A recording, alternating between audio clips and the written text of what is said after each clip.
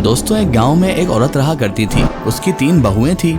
उस औरत की अपनी तीनों बहुओं में से किसी से भी नहीं बनती थी। वहीं पड़ोस में उसके जो बूढ़ी औरत रहती थी, उसके यहाँ एक नई नवेली बहू रहने आ गई। अब ये जो 3 बहुओं वाली औरत थी, ये हमेशा उस नई नवेली पड़ोसी बहू का गुणगान किया करती थी। एक दिन वो नई नवेली बहू का जन्मदिन आ गया और उसी दिन उस औरत की तबीयत बहुत ज्यादा खराब हो गई। तभी उस औरत ने अपनी तीनों बहुओं को अपने पास बुलाया और उनसे कहने लगी, मेरे संदूक में एक अंगूठी रखी है, मोहल्ले की उस नई बहू को जाकर वो अंगूठी उपहार देकर आओ। वो तीनों के तीनों बहुएं उस नई नवेली बहू के घर पहुंच गईं। अंगूठी दिखाते हुए बोली कि ये उपहार हमारी सास की ओर से है, जिन्हें तुम बहुत प्यार करती हो और तुम्हें जिनकी बहुत फिक्र रहती है। नई नवेली बहू ने फटाफट 3 नाम गिना दिए।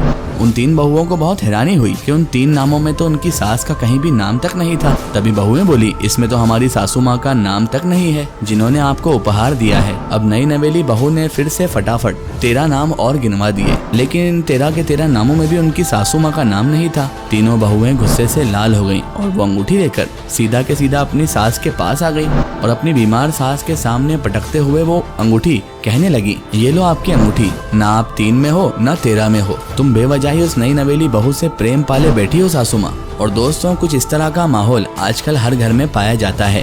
अपनी बहुएं सबको बुरी लगती हैं, दुश्मन लगती हैं, और दूसरे घर की बहुएं सबको प्यारी नजर आती हैं, सबको अच्छी नजर आती हैं। अगर आप भी हमारी बात से सहमत हैं तो कमेंट में हमें जरूर बताएं।